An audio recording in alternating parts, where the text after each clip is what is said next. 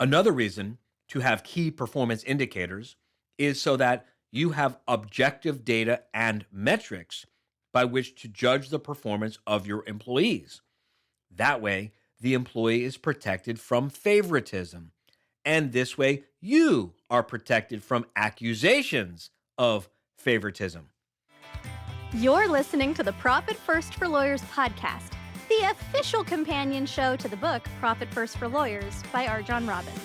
Now, this podcast is for you if you want to bring home more profit while working less hours in the office, spending more time with your loved ones doing the things you actually want to do, and turning your office into a lean, mean, profit-breathing machine. So if you're tired of working for your law firm instead of your law firm working for you, stay tuned for some really practical insights that will get you the results you've always wanted. It's time to put your BS aside for the next few minutes and put yourself, your family, your firm, and your profit first. Welcome back to another episode of the Profit First for Lawyers podcast. I'm your host, Carly, and today we are revisiting Nichole Hanscom, who you may remember from episode 53. And of course, we've got that linked in our show notes in case you want a refresher. But last episode, we talked about hiring a superstar staff and why it is so important to have accurate job descriptions and KPIs when you do bring someone new on board. Now, I invited Nichole back to dive deeper into this topic and to explain how she has built so many teams of rock stars throughout her career.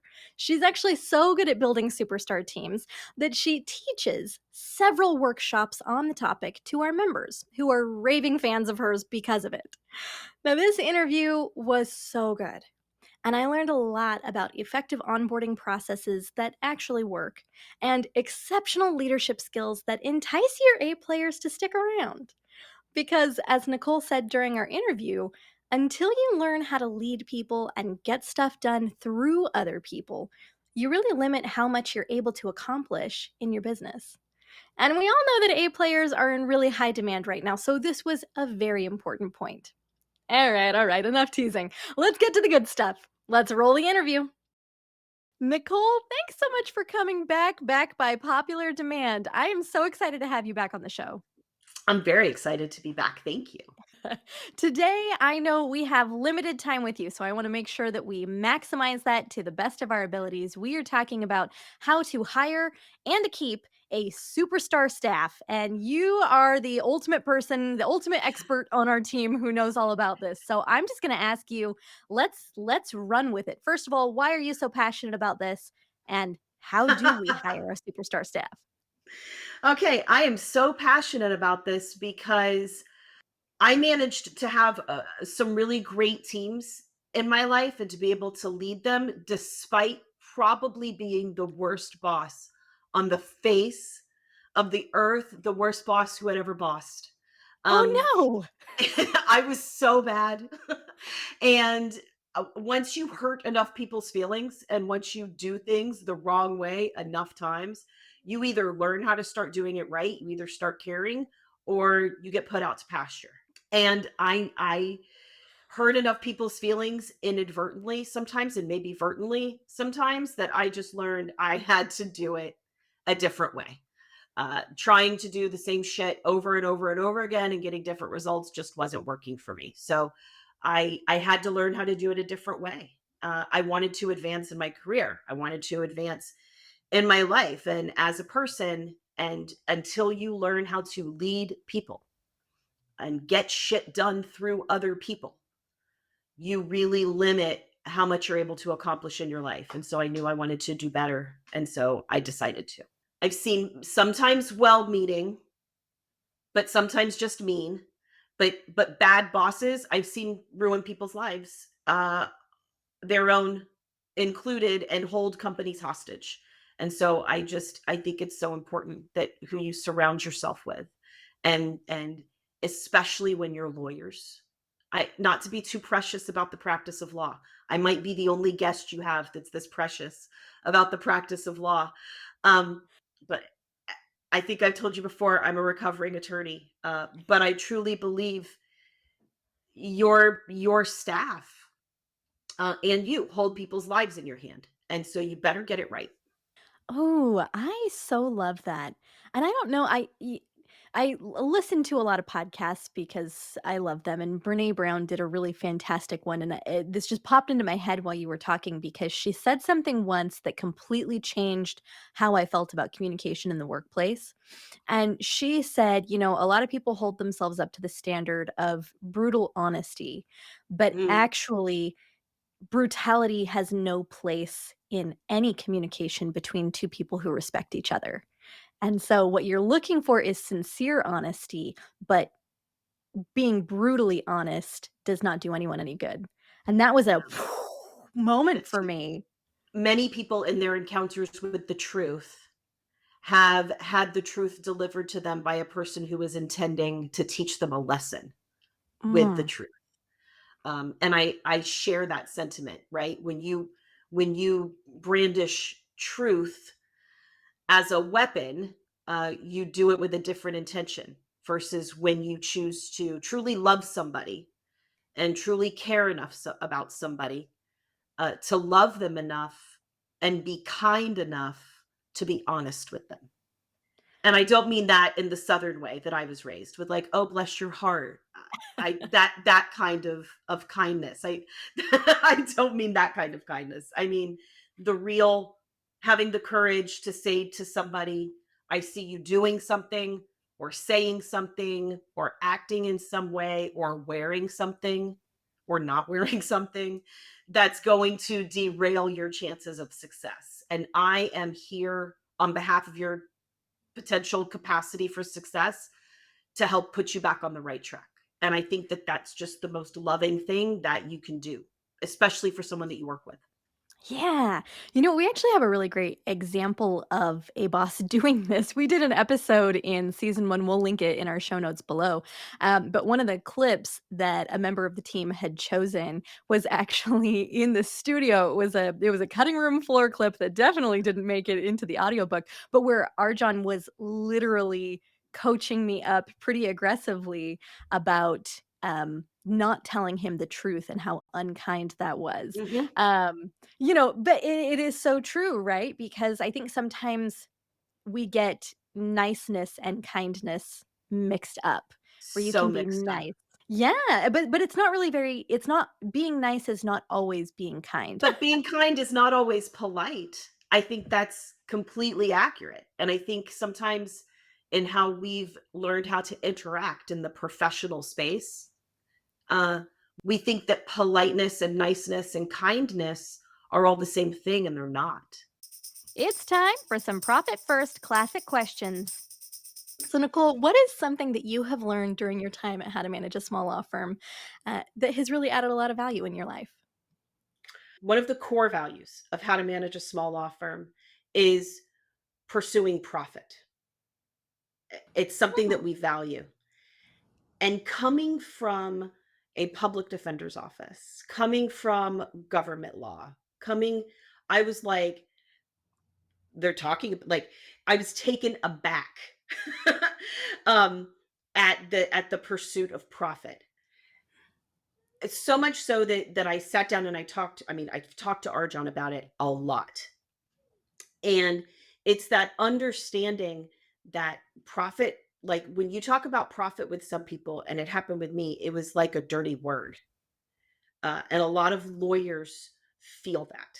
And a lot of lawyers, whether they feel it consciously or unconsciously, subconsciously, recoil at the term profit, but really breaking it down that true profit, when we talk about it, it's not however the bookkeeper explains it with like your gross receipts minus your expenses. It's the exchange of something that you find less valuable for the exchange of something you find more valuable. It's that free, willing, voluntary exchange of value. And when I started looking at profit that way, uh, first of all of the weird feelings associated with money went away because it's like it's about value. Um, and the willingness, the voluntariness that in order to truly have profit, everybody has to go into this willing and voluntary. There is no extraction of profit. There's no swindling of profit. It just can't happen. And so looking at the world as in I'm now choosing based on my priorities, based on what I want, how can I go find a valuable exchange with someone? And there's always someone out there looking for help, and there's always someone out there who needs the kind of help I can bring. How can I go find those people? And how can I help me be easier to find to the people who need my kind of help and living your life that way and thinking about it that way.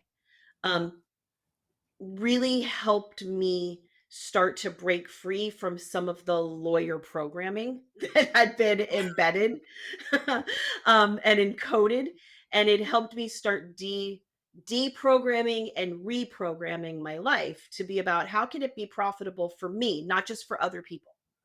And that if it's not profitable for me, it can't be profitable for the other people because there's no voluntary exchange there.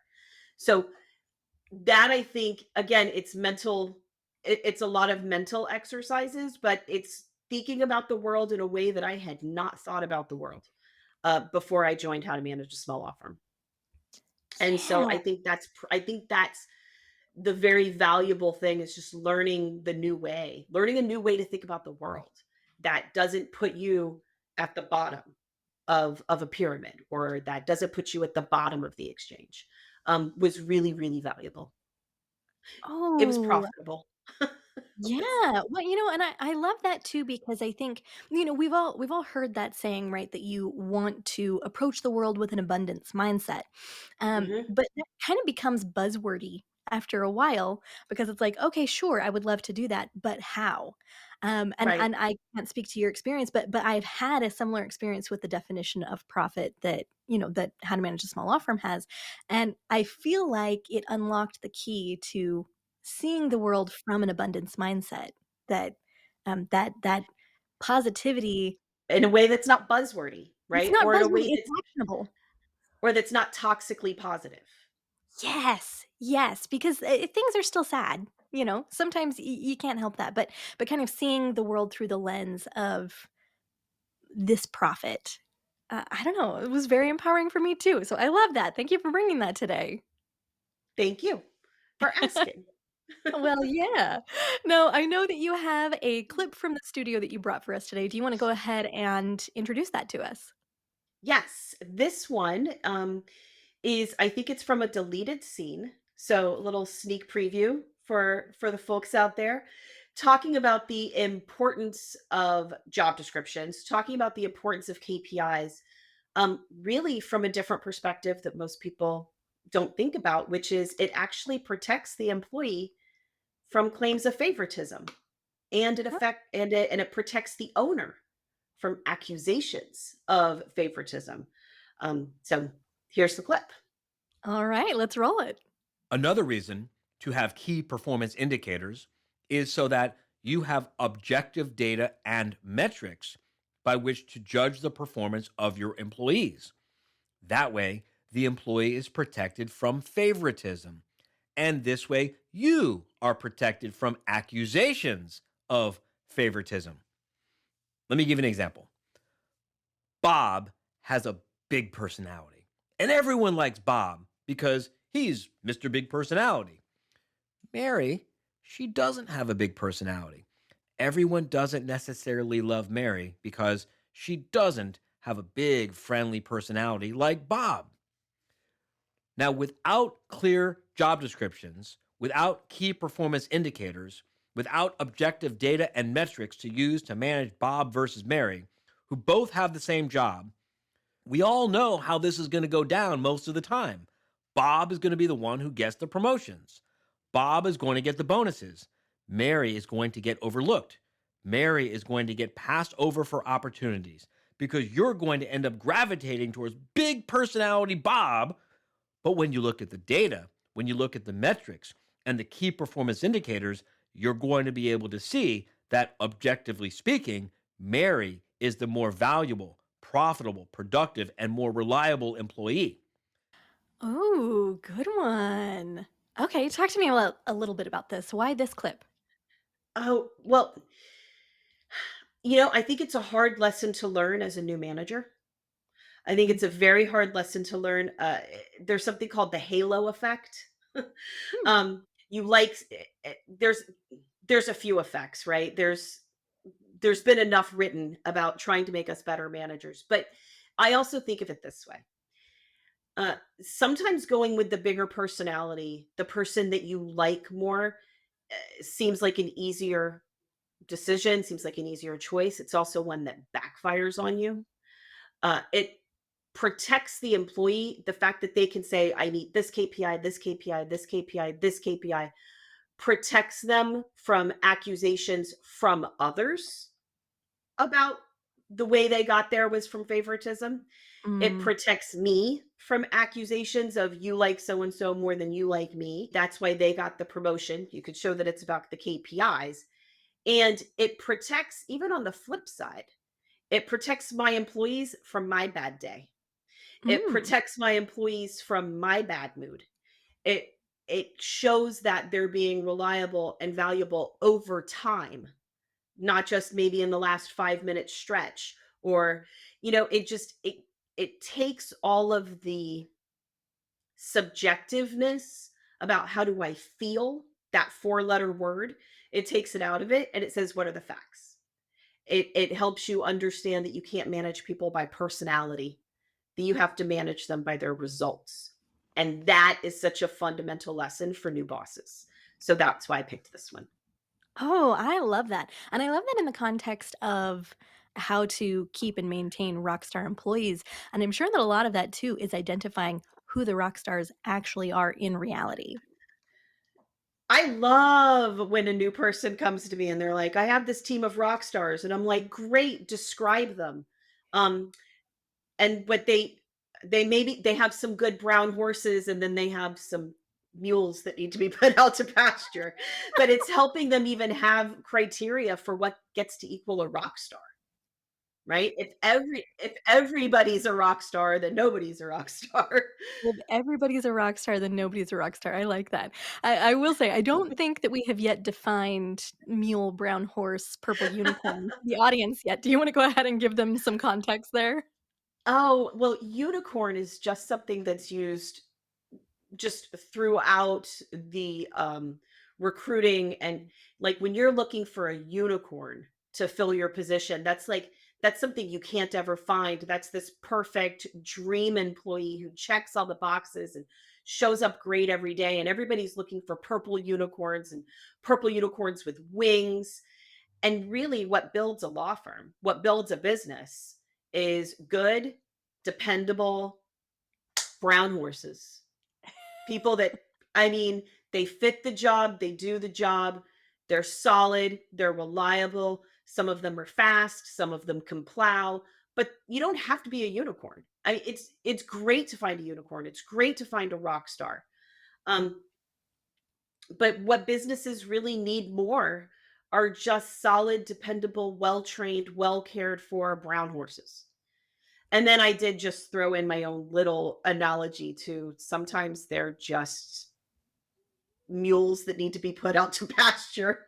Um, some people just, when you start building a team of brown horses and you used to have a team of mules, some people find a way to plow harder, stay on the team, and some people find a new team that they need to go to.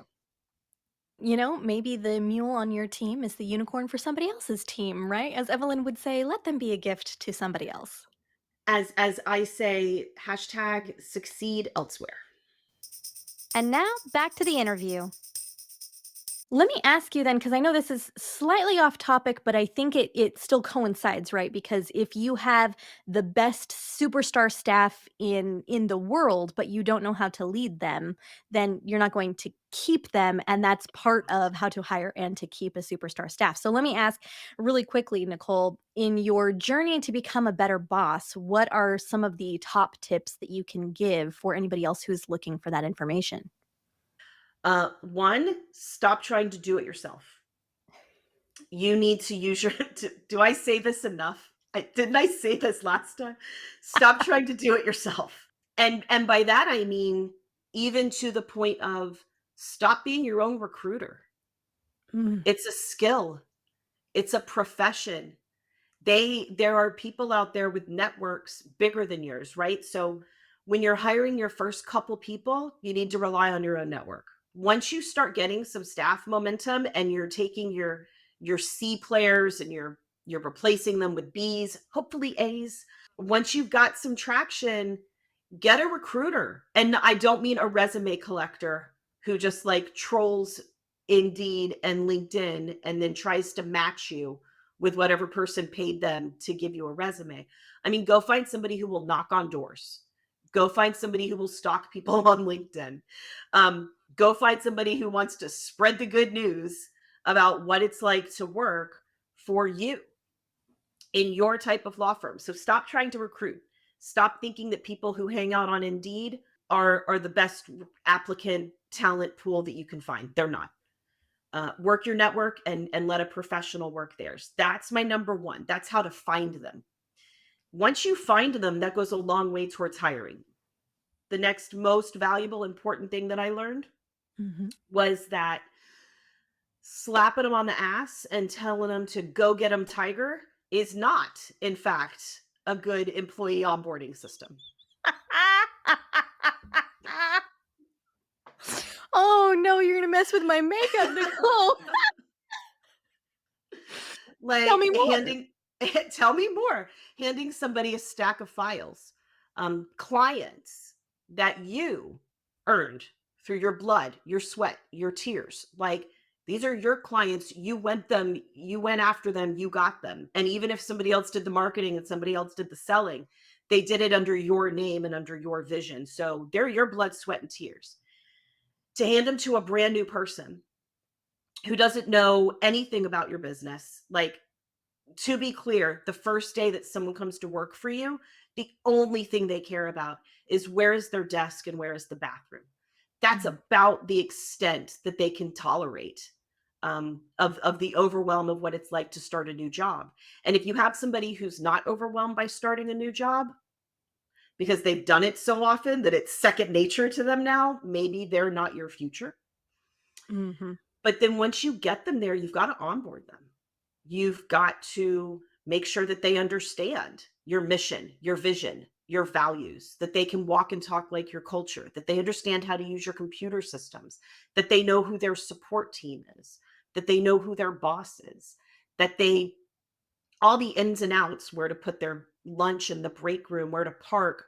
Yes, but also how to think about your files, how to think about your Mhm. clients, how you like to see a case prepped, how you like to see something presented to the client, your policies on how we communicate with clients and when we communicate with clients and how we communicate in house. Like, take the time to nurture them at the beginning. Even if you feel like even if you feel like they're going to work for you for 2 weeks and not bill an hour, but they're going to work for you for 2 weeks just rolling up their sleeves and getting all up into the you-ness and the culture of what your firm is so that they can turn around and start like really making a contribution to your business rather than making mistakes on the job, learning on the job, you eating it in terms of rework for clients, clients firing you because they weren't handled correctly, like dropping balls left and right. And then 6 months later, and you're like, oh, but they're new and I didn't train them very well. Like, take that excuse off the table, train them well at the beginning.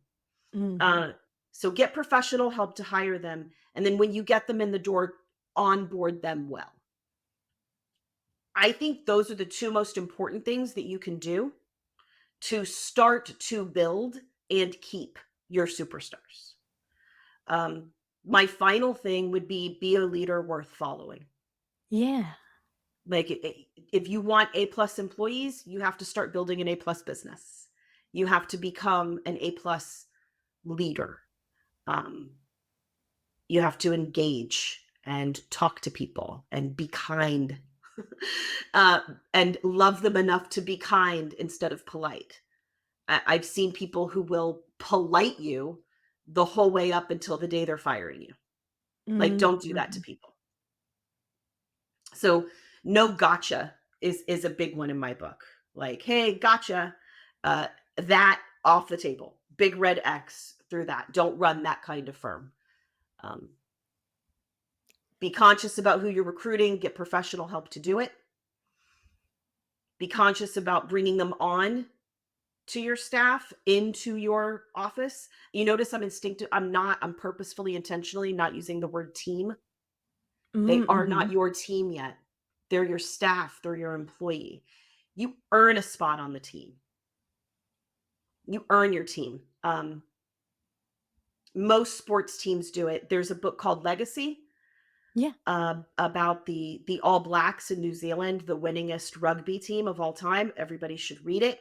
But it really helps you understand the difference between a staff of loosely connected people who sometimes row in the same direction because it makes their life easier versus a team that wins together and loses together and rows in the same direction and trusts one another and holds each other accountable. Um, there's a reason that I talk about staff versus team. And being a team leader is being that kind of A plus boss that other A plus people want to work for. Yeah. Can you talk a little bit more about being an A plus boss? What does that entail? Some self awareness about what you're good at and what you're not good at, I think. Some self awareness about the things that you should work on. I think a lot of us learned, unfortunately, what it means to be a boss based on the people that we've worked for. Like the way you learn how to be a parent from your parents, and you're like, I'm never gonna do that with my kids. And then 10 years later, you find yourself saying that to your kids. I was very lucky to have a great bosses at the beginning of my career who pulled me aside and said, you're being kind of an asshole. I'm gonna need you to work on that. And then I had a couple of terrible bosses where I learned, oh, so that's how that feels when somebody does that to you. And I think it's that awareness, that self-awareness of what you need to work on. Not a self-awareness of what they need to accept, but a self-awareness of what you need to work on. So I think self-awareness is probably my first step towards becoming an A plus boss. The awareness and the willingness to do something about it. Awareness and willingness to do something about it. I think that's brilliant in general. I think being a lifelong learner, is kinda what that sounds like to me. That's something I really aspire to because, my grandpa, my father have been lifelong learners, and I had so much value from kind of watching what they did with their lives because they didn't stagnate. Yeah. Yes, absolutely. It's another one of those things. There's no ending. You don't just wake Mhm. up one day, God, I'm a good boss. I'm so good. Like that, like that never happens. Like like you F up on the regular. Mhm. Right? You misread a situation, you lose your cool, you chase a shiny object, you don't get enough sleep one night. Any number of things that can happen and you just show up wrong for your team. Um it's not coming to work every day and being perfect. It's coming to work and then realizing when your moment of drama has caused a ripple effect throughout the team and taking responsibility for it and caring enough to help put it back right, and then trying not to do the same thing over and over again. I'm going to make tons of mistakes. I hope I don't make the same mistake twice. And Yeah. I think that goes back to that lifelong learning. I don't ever want to make the same mistake twice. Mistakes are inevitable. Making the same mistake twice is not. Yeah, so we've got kind of that self-awareness, the willingness to be kind even if it's not polite, right? To make sure that your team knows how they're doing and to stop doing stuff yourself. Or what came to my mind there, my former executive used to always say that the hardest thing for him when he started hiring staff members was not looking over their shoulder as they did the things that he used to do. right? And being like, "No, I hired a actual honest to goodness copywriter, and they're gonna do things differently than the way that I would have done them, but I need to, after I've trained them, I need to trust that they're gonna do the job and verify, right? Like, obviously, that's part of being a new employee is having somebody, but, like, you shouldn't feel like you have to look over their shoulder all the time. You do, at some point, have to trust your people." Bonus boss points if you hire someone who's a better copywriter than you ever were. Bonus boss points if you hire someone that's a better lawyer than you are. If you hire, like, that's where I had no urge to look over people's shoulder to see what they were doing because I knew whatever they were doing was better than what I would have done.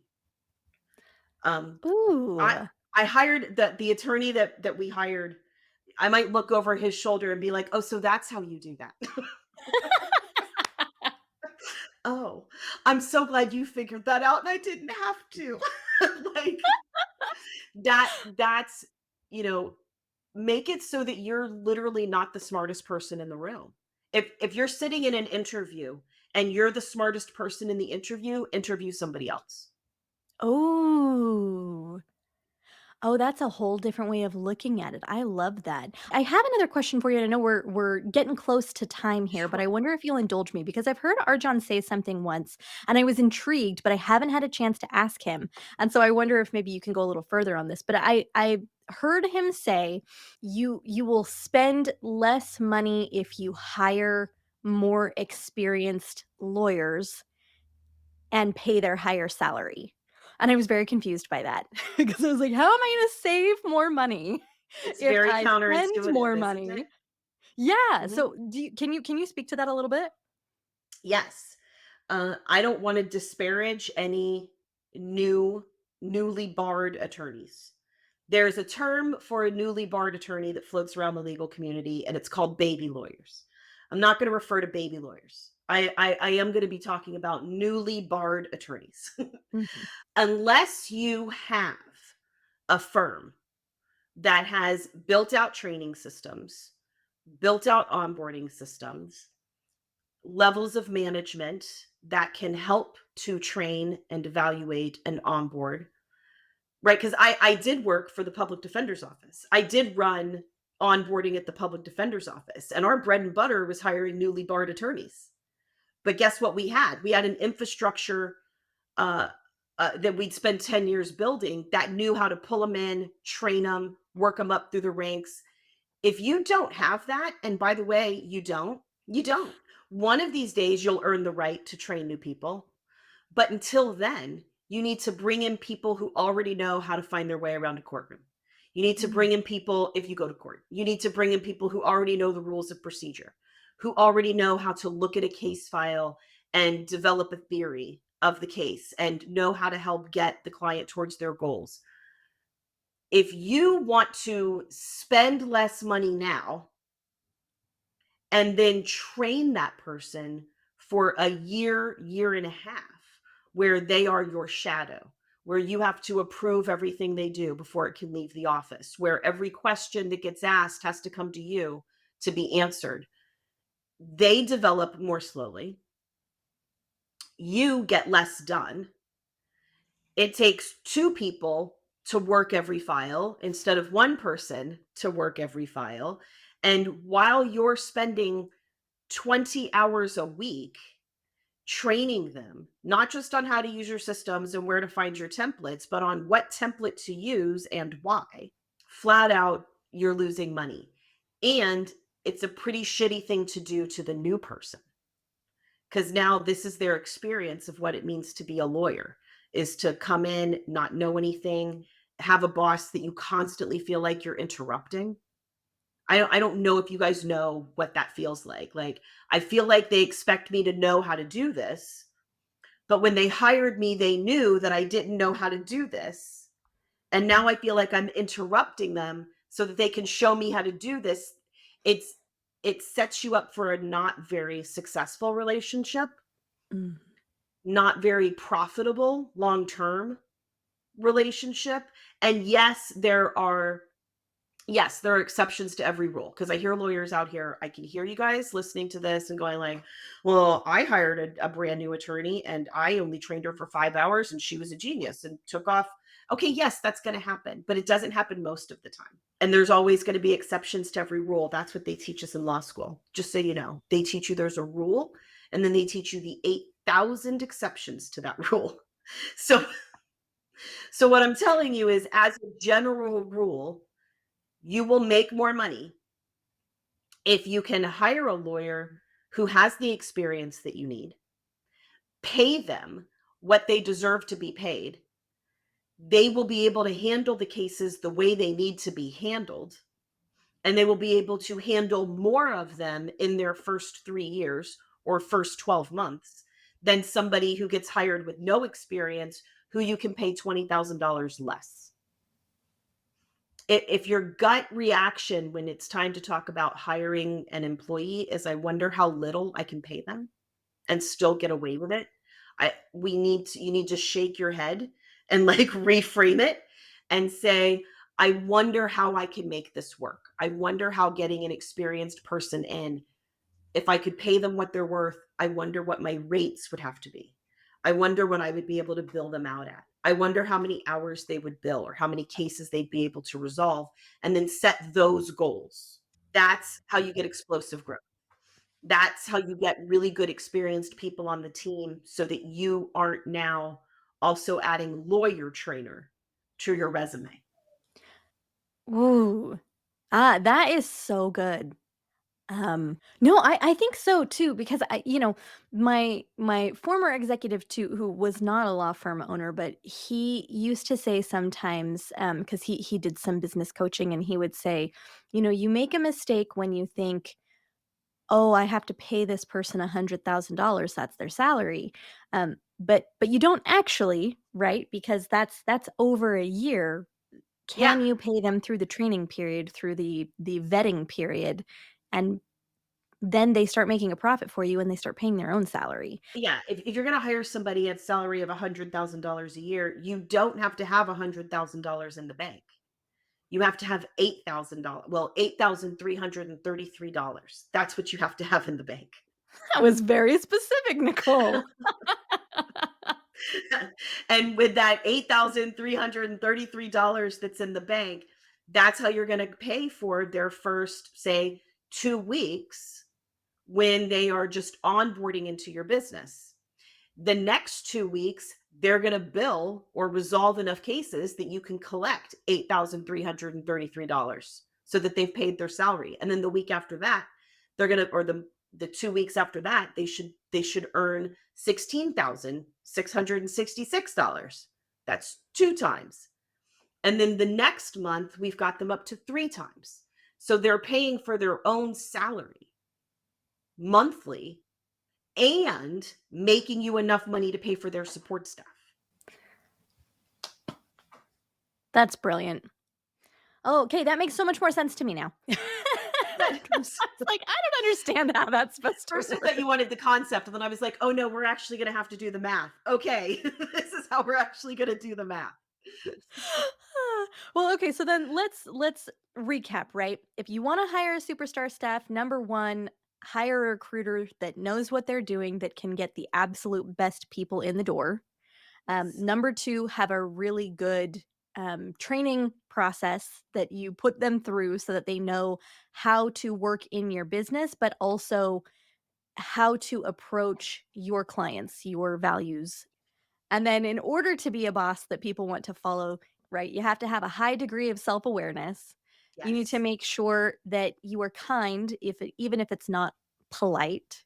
And you need to make sure to kind of get out of your own way and to hire the right people. The people who have a high degree of competency, right? We're not going to Yeah. hire newly barred attorneys Right. I if think you're I would still. sum that up as get comfortable being uncomfortable. Get comfortable not being the smartest person in the room. Yeah. That is a harder mindset than, But it's than but you it's might it's a think. $1,000,000 mindset. It's an abs it that's the level. When you can get to that level, you can inspire so many people and lead really great teams and just help more people than you ever could have helped if you were doing it by yourself.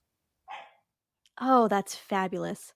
All right, Nicole. Well, let me switch tacks really quickly. Last Yeah. time when you were here, you had mentioned the most profitable bit of advice that you had taken on in the last year. But you also, once the cameras were no longer rolling, talked about your husband who owns a seven-figure business, who Yes. also took on some really profitable advice in the last 12 months. Can you take us a rundown of that? I thought it was very, very interesting. What was the best Yes. advice he got from Arjan? Yes, and it wasn't in the past 12 months, it was back when he started his business. We'll take it Um, anyway. you'll take it anyway? Okay, good.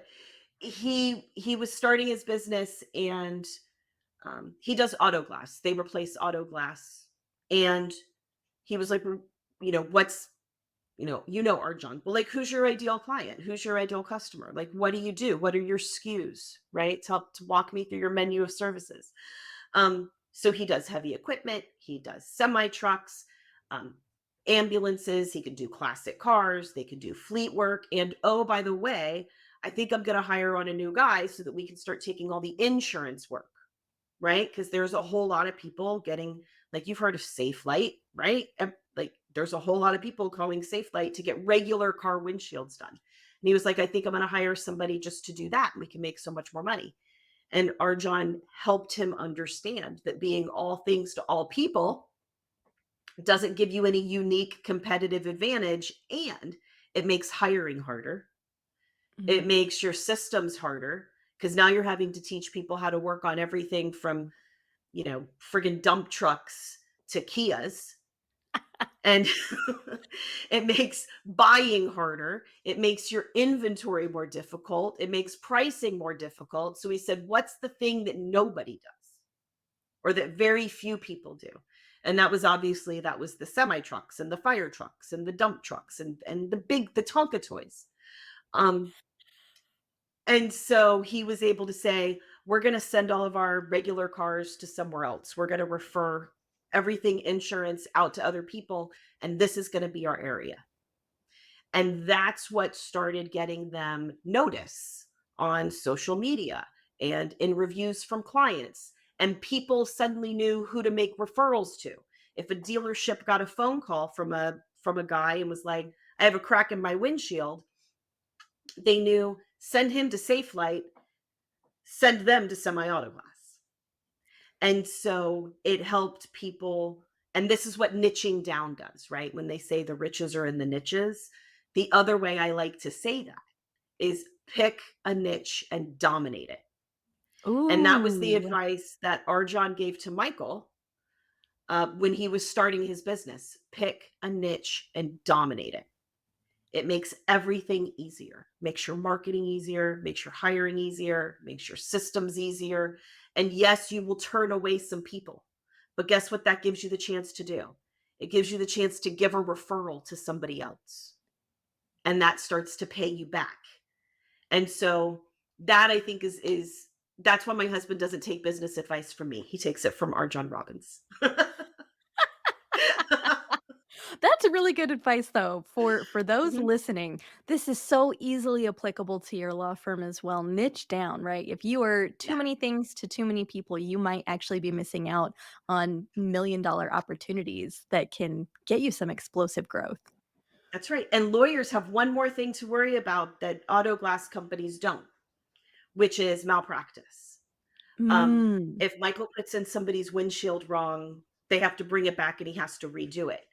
If you hire somebody and are trying to get them to handle an estate plan one day and a personal injury case the next and a criminal law case the next, you're way more open to people making mistakes.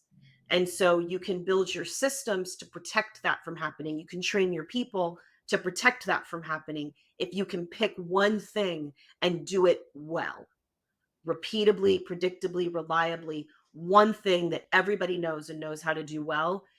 You are not only more profitable, you can not only market easier, you can not only hire easier, but you have less risk of committing malpractice or getting a bar grievance or feeling that on the tail end. Pick a niche and dominate. Oh, Pick a I niche and love that. dominate it. Well, thank you so much for being willing to come back a second I time, loved Nicole. This it. was Thank you so so fun. much. Pick a niche and dominate. That is such great advice. And as far as onboarding staff and honing your leadership skills, a final recap. Okay, so according to Nicole, you need to one, recruit, two, train, and three, be a boss that's worth following. And to be a boss worth following, you need to invest in yourself.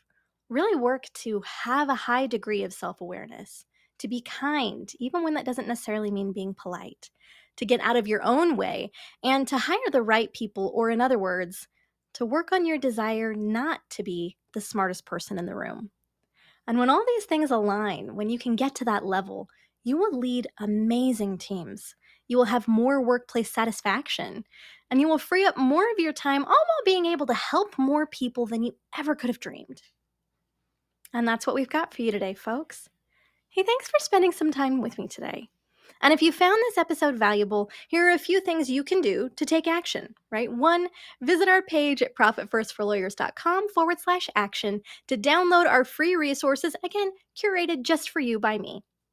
Two, make sure you snag your copy of Arjan's book, Profit First for Lawyers, if you haven't already. That can be found wherever you usually buy your books. And three, leave this podcast a 5-star review to help us be discovered by even more law firm owners just like you.